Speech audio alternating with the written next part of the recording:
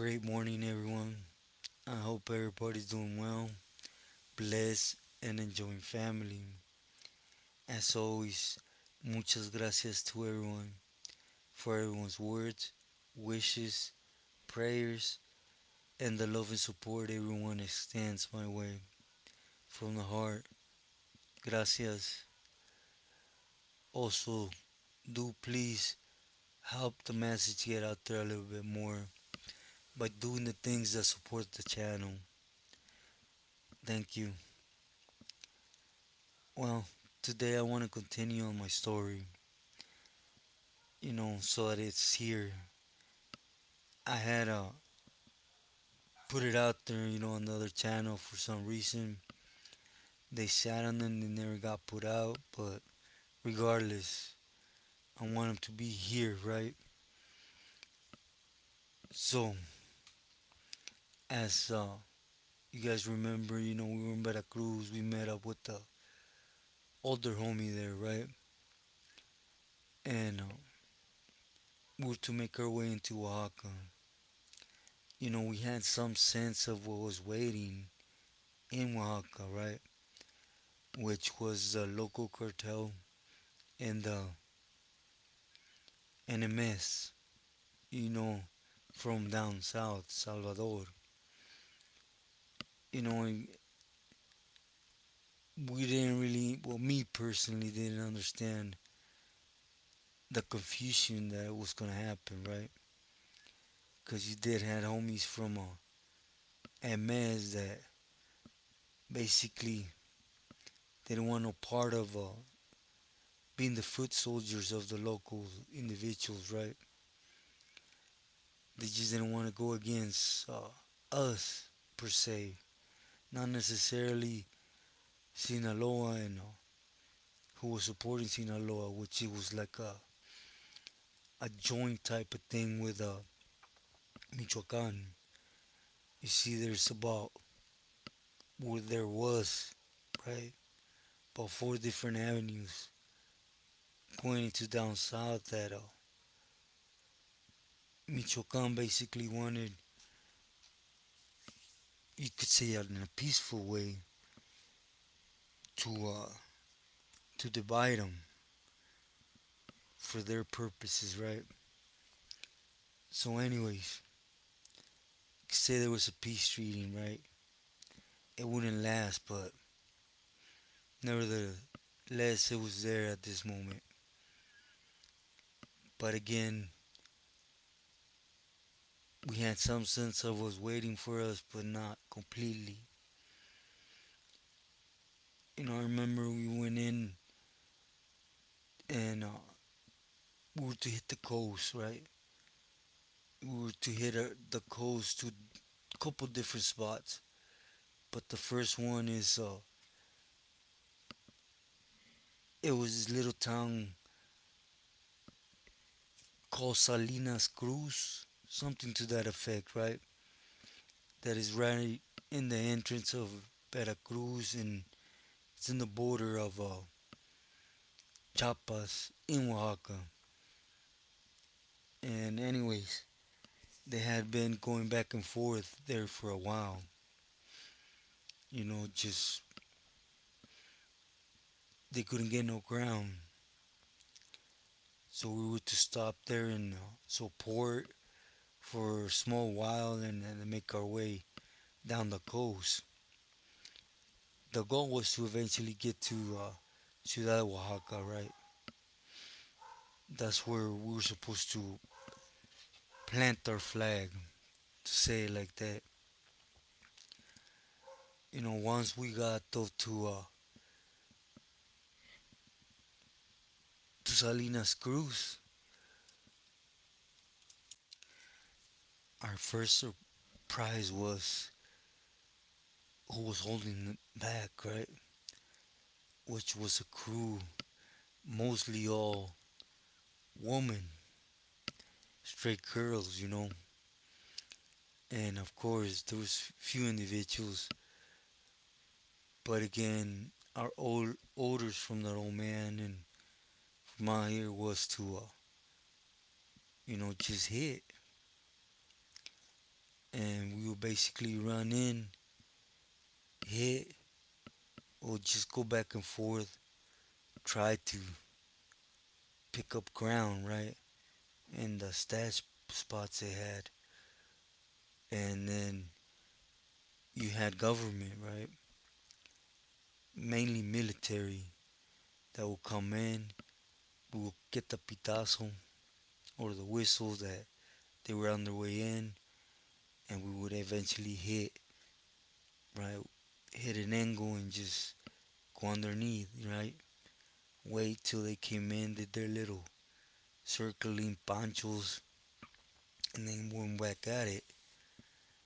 And I gotta give props to the Salinas because they knew what they were doing. The girls out here in Mexico, man, they take it serious, right? They're, I say they take it more serious than a lot of individuals without minimizing nobody, right? Nevertheless, throughout this, we end up capturing a couple of them. And as we did so, myself and camaradas that were there with us felt the same way. I'm not gonna say I never did it, but I see no sense in it, right? Or seen, excuse me, which was to go extreme with them, right? I understand grabbing them, hog tying them for a little bit, smack them around, and try to get intel. But when you're through, there's no need for that extra panchos, that extra stuff to go throw them somewhere, right? To prove a point. To me, it's just you're done, dome them, push forward, right? And but we got a call right from Daryl, and basically he was gonna come down with his crew because we needed to clear cancha or basically pick up room. Unfortunately, not to say that acá y allá, right? There's a lot of camaradas that they were with it 1,000%. They just weren't used to it in the sense of what it was, right? It wasn't no more, pull up and just dump a couple times and take off. Now you're gonna buck up. They shoot, you still move forward, and you know, you gotta be conscious of everything beforehand, the surroundings. You gotta always have in mind what you have with you. The last thing you want is to run out, right? Of lead to maintain. So in a sense, you have to keep count. Make them worth, and it's hard, especially with the rifle, right? Them automatic things it's just it's difficult. Nevertheless, I'm not gonna say I was used to it, but I got beat into it since 7, 8 years old, right? By my hefe and my grandpa, so it was easier to adapt. I'll just say it like that. And getting back into the story, though, we would eventually have 9 people. I remember, we had a little, I don't know how to call it, a hut, or it was a little casita up, excuse me, down in the coast. It was literally, not gonna say a jungle, but it was covered, right? And we had him there, and that old man came down right from Sonora, And, I won't put details to not glorify, but I'll just say, he adapted well out here in Mexico. Because what he did is, you gotta understand it too. The different rules and regulations out here. He held a position, he has to prove a point. Nevertheless, the things he did with the hyenas, and it wasn't none of that funny business, right? We're talking about he prepared them to be thrown out as a statement. I don't know if that makes sense.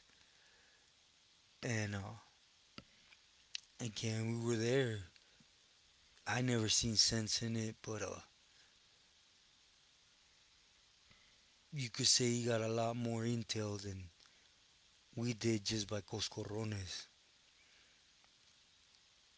Nevertheless, I personally thought it was just too much, right?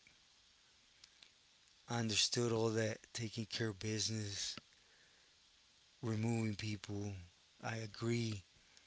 When someone's a problem, dome them, right? Kick them to a curve.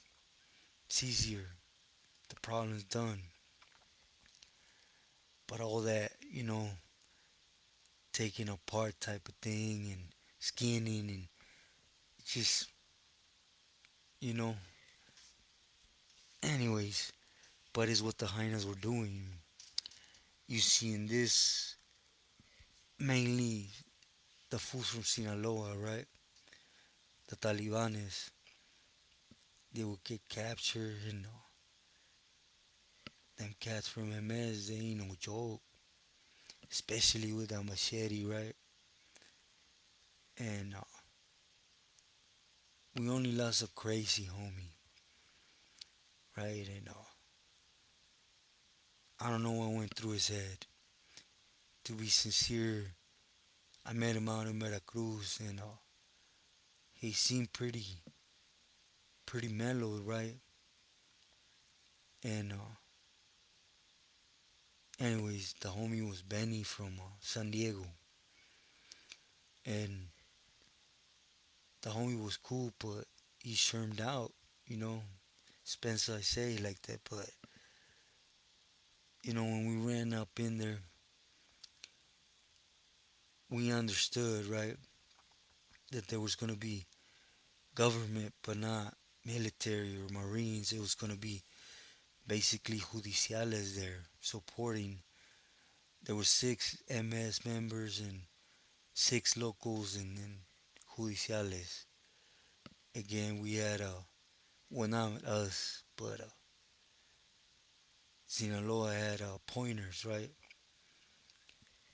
Before we went in there, old man D basically guided us and told us your mission is to go down 3 stops and then make your way up to Ciudad de Oaxaca, right? And then you're gonna get who you're gonna support there, which I will get into. But getting back to Benny, again, we're at the edge, right, at the coast. So they have a stash pot that's a two-story home. Right behind the house, it's a lot, right, with nothing built. It's an empty lot, so we were aware individuals tend to jump back there and try to take off. So we basically assigned people to cover that end. Benny, he wanted to go as well as the homie Pelon from Harbor City went with him, right? And a couple other individuals, but from Sinaloa. And again, we're by the coast. There's a palm tree right across the street. I really don't know what went through the homie's head, right? He decided to climb it because it wasn't that high and wait there. As we ran up in there, all hell broke loose, right? The pointers were wrong. There was more than we expected, to say the least. So we went in, we went at it, and then, it was time to boogie, time to rotate from the spot. Because again, them guachos were on their way, the military. So we ended up rotating as we get back. Of course, my concern was always our crew, right? So we didn't see Pelon, we didn't see Benny. So us, me, and a couple homies, we decided to, hey, vamos a ver, let's go look at that angle, right? And as we went, we found Pelon. He had been shot in the shoulder, and Benny was still climbed up on the palm tree. I whistled and told him, hey, vámonos. He said to go ahead. I'm on my way. Just go ahead. We couldn't stay around. Marines, or excuse me, military would have came in and we were all done, period, point blank. You know, they made that real clear. They weren't with either one of us. They had orders to eliminate, not arrest. So anyways, as they get there, the homie started letting off on them, still on the palm tree. And, well, you guys get it, right? It was literally target practice up there for the military, excuse me. And the homie got gunned down. We couldn't get his body. We couldn't. Till this day, I don't know what happened, right? With the homie and all. I don't know what went through his head point blank. Anyways, it would be like so for like a month. And to be sincere, we couldn't with these ladies, with these girls, right? They really. Remember one day, Talibanes from Sinaloa. We didn't partake in this. It was just them. They were doing a rondine. We're in the cave, right? In the stash part, waiting on orders, and they went. Usually, we always had someone that brought the food to us, right? Cause going in and hitting and then hiding, and well, certain people started making you, right? These guys decided to go and somewhere downtown. They met with these girls that were holding it down for the locals, right? And they eliminated the cold crew. Talking about they started going at it. These girls were packing all you can imagine. Cause I remember that day they threw two grenades. They the girls ended up getting clipped by the military. Before then, they ended up clipping these cats. Anyways, it would be like this for a month. We didn't really get control of this place, right? Of Juarez Cruz. Do excuse me. It's pretty sure it's Juarez Cruz or Salina Cruz. Excuse me. Yeah, Salina Cruz. And we just got that call, right? Again, the one that was ahead, not only of us, but of Sinaloa for the position he held was Old Man D. When he called us and told us, hey, move on, our job was done. Came, we're only hired support, pointers. I could sincerely say other highlights we had done, we go in, hit, we map out everything we went in, hit the target, and split from the state. Right here, it was different. It was literally standing ground, and you had two ops: the military, locals aligned with MS, and again, there was no prisoners. It was we were well aware that their orders and we had ours. But anyways, I'll conclude this one here. Do excuse, I can't end it with a message. Again, it's just continuing my story. I'll just say it was an eye opener, right? Things you can't imagine. I don't minimize where I'm from, Cali, even the system in the state. But believe me, compared to the life of doing things on the streets out here, to this, the things out there, even the jails, man, the state is love. But anyways, with this, I will send my love to everyone. Thank you, God. It seems them pills are mellowing out a little bit or helping the pain come down a little bit. We'll see how if it keeps going like this, right? So that I'm able to visit with the family a little bit before having to split. Again, I send my love.